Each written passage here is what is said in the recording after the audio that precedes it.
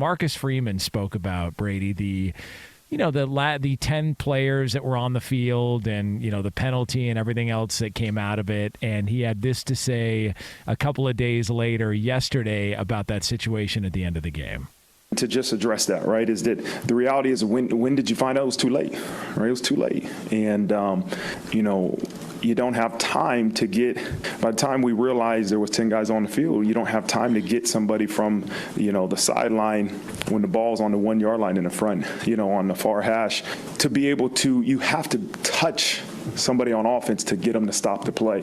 And so by the time we realized that, to run somebody out there, you would have got a penalty, but they would have declined it and still scored the touchdown. And so as we talked as a staff yesterday, obviously we can't let that happen. We know that. We can't let 10 guys be on the field and not see it. But two, we have to be able to, we came up with a signal to be able to say, hey, you have to jump off sides and touch somebody on the offense so you can stop the play, right? And so it was a learning opportunity for myself and everybody involved with our program. All right, so can I defend Marcus Freeman? Because if Brady does it, you're just going to be called an apologist, okay? Yeah. Sure. Marcus Freeman acknowledged, we made a mistake, and there's people that are like, oh, Notre Dame doesn't know how to count, blah, blah, blah, blah, blah. I'm actually surprised that stuff like this doesn't happen more, especially in chaotic, crazy environments like that, to where all this stuff's happening. You're driving down the field. It's bananas, the scene, it's Ohio State, it's Notre Dame, the pageantry, everything that came along with it. They just got caught making a mistake late in the game. Like this idea that we're now just going to go ahead and call out Marcus Freeman and they're not intelligent and they're not prepared enough. I get where that sort of idea is coming from, but I think this just showcases how locked in and how buttoned up majority of the time these top-notch programs and just teams in general are. And when stuff like this happens, I'm surprised we don't see it more often, to where there's just mistakes that are made in the moment. Remember that J.R. Smith forgetting how much time was left or what the score was on the clock in the NBA Finals games years ago? When stuff like that happens, it just reminds me, man, 99 out of 100, if not 999 out of 1,000, they're going to get it right. This was just a one-off situation, and they're going to be better for it. There's a bunch of things that I think, people on the outside who aren't really big into football, probably don't understand about the operations between every given play. One thing offenses do to defenses, and this doesn't necessarily fit this scenario, but it did in other portions of the game, is offenses will play fast at that point in the game to keep certain personnel groupings on the field. So you hit a play, you rush up. Now, granted, this is a 2-minute scenario, so in that instance, they have to anyway because of the clock for Ohio State, because they were down and they needed a touchdown. So, they're going to be playing fast anyway. But a lot of times offenses try to do it because if you think about defenses, their longest substitution, the distance to run, is when teams are in the red zone. So offenses will try to keep a group on the field. You get a big play that hits in the red zone, they'll try to run up and play fast to get another play off, just so the defense can't substitute. And that way they can keep that group in there. And so there's various elements that play a role in just substitutions and how things like that can get messed up. I think for a young head coach in Marcus Freeman, like we tend to forget, he had no head coaching experience before he took over at Notre Dame. I always felt like you knew at some point there was going to be a moment where you said, all right, he made a mistake, and it's a learning experience. This, unfortunately, happened in arguably the biggest game that he's been a part of so far in his career, at home, in the final moments, in the most critical moment. And it ultimately falls on him. I don't know the exact operations to their defense and substitutions to tell you, hey, it was on their defense coordinator, hey, it was on this coach, to be able to signal in who should be out there. And there's no point in really pointing a finger because it's over. And you all you can do is now put in, different mechanisms to ensure that it never happens again. And like you talked about, now the defense knows, hey, if there's only 10 guys out there, we have to be able to cause a penalty. Now, the odd thing is that he didn't try to, or they didn't, no one on the field recognized it. Like, that's the tough thing is when you're watching it. I mean, Todd Blackledge in the booth didn't recognize it, and he should have seen it and drew attention to it. No one in the field for Notre Dame's defense at the time recognized it. If they did, they should have tried to get a penalty. And I think initially the thought, too, was like, hey, we couldn't substitute in time, and, we would have, we didn't want to take a penalty was one of the things they said. Well, it doesn't matter at that point. You're half the distance to the goal line. It wouldn't be quite as punitive. At least you give yourself a chance to stop whatever the next play is, as opposed to playing with a man down. And arguably in that instance, the most important guy you needed, which is a defensive lineman, to try to stop an offensive line, lunging forward and pushing the way in the end zone. So I think the toughest thing for Notre Dame now is to not allow this defeat to beat them twice. And they've got to go to Duke. College game day is going to be there. This Duke team's undefeated. They play really good defense. They got a kid up front, Dwayne Carter. He's one of the better D tackles in the ACC. And Riley Leonard can take off, run the football. He's a second leading rusher. He doesn't really turn it over. This will be a challenge for them, like both mentally and really physically, off of a physical game versus Ohio State. Duke's probably looking at them thinking that they're ripe for the picking right now. They're probably licking their wounds, and we're going to try to take advantage of that at home. So they can't sulk and they can't worry about, what happened last week. All you can do is fix it and move on. I'll just say this.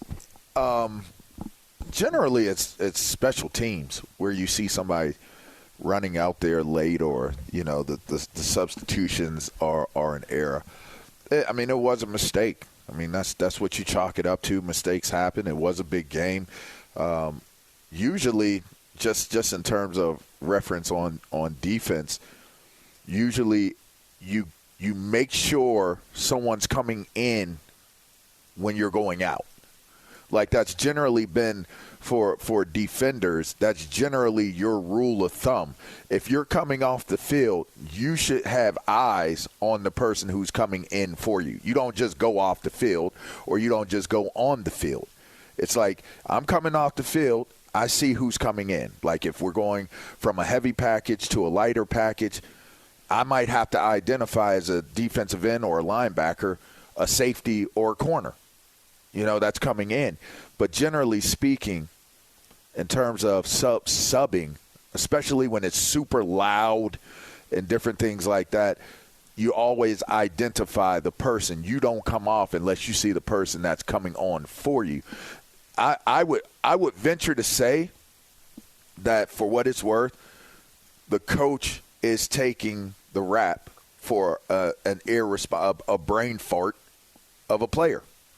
That would be my reasoning on it. Now, that just is what it is. You generally have position guys, so the coaches that are on the sideline, you're responsible for the substitutions of your position group. So if it's the secondary, if it's the linebacker, if it's the D-line, you have your guys, and they should be there standing right next to you on the sideline for subbing purposes, especially if it is an offense that doesn't like the huddle and they're going fast. You have your subs right there with you. So if a coach sends a guy on, then there should be a guy coming off. In this case where you have 10 guys, somebody came off, but obviously there was a miscommunication on why that guy came off, because otherwise you would have saw the guy coming in for you that was relieving you of your duty. So, again, it happened.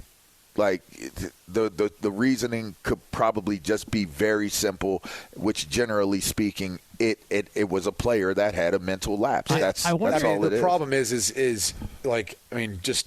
that part of it. It's not on the player. The coach has to be aware of it too, right? And the player didn't hear the call, or he's got to know, hey, I only have 3 defensive linemen out there. Yes. Either the DC needs to know that, or they need to. I don't disagree with you. I'm just saying in terms of if they're – and I don't know their process. I just know pretty much every defense I was on in college and in pro, our rule of thumb is if you don't see your guy, you don't come off. I know who my subs are. So I know if Sam Shade, or if this person, if Carlos Emmons is coming on for nickel, whatever it is, I know who my subs are. If I don't see my sub, if I don't see Reggie Torborg coming on, I'm not coming off. So it's kind of like one of those things. Yes, it is on the coach ultimately, again, for what takes place. But with that being said, if I'm a player, I don't need to be a robot either. Sometimes I have to use deductive reasoning. Like, okay, they called this personnel grouping. He could have heard a personnel grouping or a defensive call. Sure, but he's not in on that package. I get it. That then even speaks to whoever the captain is on defense. Like sure. If I'm a quarter, like think about it. On offense, I step out of the huddle because I want to make sure we have everyone. That's the first thing you're responsible for. And even in no huddle, I have to communicate the formation and the play, and so I'm looking to make sure I've got everyone I need. So, like on offense, generally as a player, a linebacker doesn't check for the secondary though. The linebacker checks for the front group. Well, and then you have a safety that's probably right. The communication for the defense is different because a lot of times it's hand signals. They're looking, they're getting it. They're not really concerned about who is where and all that. What I'm saying though is, if you've got a captain at linebacker, you should know both. You should know, hey, this is the front, this is whatever you're running, coverage and everything else. As soon as he called the call. Yeah, as soon as he made the call. Okay? You have to be the one to be able to make sure everyone's in the right spot for where they run fit or where their coverage is, right? Yeah. And so that's the thing is, it doesn't matter if it's the head coach, the defense coordinator, the D-line coach. To your point of accountability, there's always a quarterback on one side of the ball. And in this instance, too, like – you could look at that and say, well, these guys got to be aware, in particular, whoever that quarterback is on defense for them, and say, dude, we're missing a guy. Like, it almost in that instance, you come out of your position to say, they're not there, I'm going to go take over where that defensive tackle is supposed to be. Because I can't let this offensive line get a running start at two DBs who are like looking around going, wait a second, something's off here. And 100%. Then to snap the football, you give up a touchdown. Well, somebody, again, like you said, before the ball is about to be snapped, somebody has to see. I made a call. If that call is a quarters, a dime, a nickel call, or if it's a heavy call, why do I only see 3 defensive linemen? Yeah. Say something. Like, say it immediately. Don't what do they say? The rule of thumb. Don't keep a secret. Say it immediately. Hey, 3 D linemen. 3 D linemen. Like, say it. Yeah. Like, so jump off anyway, sides. That's the only thing they could have jump off sides. Something. But anyway, that's again. I still think one of the best things about a team that wins is that you make. I know this might sound crazy, but you make your coaches look good. Like, if they call a S call, you make that S into what you need to make it into. If something needs to be adjusted, like there's been times where our guys adjusted play calls. Like, hell no, we ain't going with that. Like we're going to do this, and you make that call and you make it work. Like, based off of what the given scenarios are going on in the game, you have to be an extension of your coach sometimes in the game. You're going to see the game much differently than what the coach is going to see it because you're right there in it.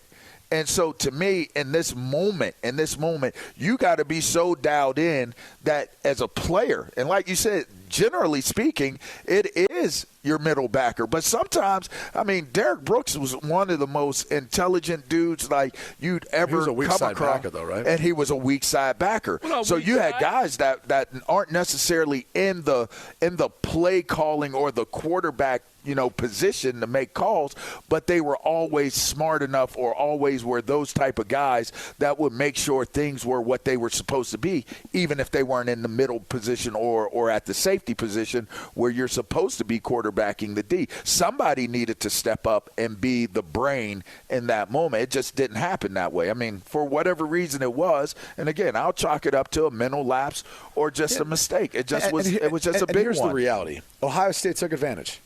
Kyle McCoy made some big throws in that final drive. They saw the weakness. They ran a play that, look, if they don't get that, the game's over. So there's some risk to that. But they saw it. They exploited it. And kudos to them. Like, that's what good teams do. Good teams find ways of winning football games in the final moments, and they don't make those sorts of mistakes. Clearly Notre Dame could match up with them throughout the course of the game. That's why they had Ohio State in that position.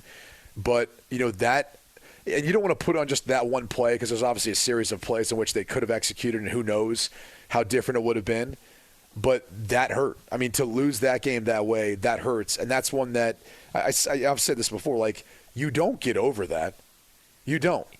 Like, that's one you have to find peace with. That's one you have to cope with. And I think the hardest thing is when you get flat out beat, like when you have a team that's just better than you or on that day is better than you, it's easier to deal with that than it is when you made a mistake or you messed something up or even if there's any like indecision on it. Because then you're always going to second guess, like, well, what could have we done different to get a different outcome, to have changed that? So that's the hard thing for Notre Dame is they got to figure out a way of moving on, moving past this because it's been a national piece of conversation. It will continue to be, a part of the national conversation, especially if they don't go out there and beat Duke this week. And then it's 2 in a row, and that's all people are going to be talking about. Watching that game when it came down and they, McCord completed that pass, got it down to the goal line. It reminded me so much of the Bush push game. Just that this was that the same side of the field as well. Why would you bring that up? It was that end zone. But here's the thing I don't get about that. People have said that. I'm like, what was the same about it? I mean, the drama. Yeah, but no offense to Ohio State, they weren't as good as USC was that year. Damn. I'm just saying, USC was on a 27-game win streak. I mean, that was they'd been the back-to-back national champions trying to three-peat, and they had 2 Heisman Trophy winners on their team. Like, first off, the 3rd and 19 that they had, they didn't even convert. They got it to within 4th and 9, then made a big play on 4th and 9. And so it was, to me, I was kind of like, everyone trying to make comparisons of this game and the feeling and all that to USC that year. And look, I hate to do this, but it wasn't as big of a game as it was that year. I'm sorry. Don't hate to do it. It wasn't as big a game. You're talking about a number 1 team that you're trying to knock off, and if you win, you have a chance to win a national championship or go play for one. If they win, they go on to play in it. So, yeah. I will say this does put a lot of pressure on Notre Dame in terms of making the playoffs. There's no room for error. Listen, Notre Dame -6 this weekend. It's good. Yeah, just go ahead and take that and run with it. -6. -5.5 in some books. Yeah, DraftKings kind of had it ticked up a little bit. Did they? Did it come back down, or did you not refresh? I mean, maybe you look at the overnight. No, number? listen, I got it all locked and loaded live here from the TireRack.com studios. You don't hit the refresh page. You could buy a half point. There's always that option too. You can tease it. Yeah. Little gambling talk here for you.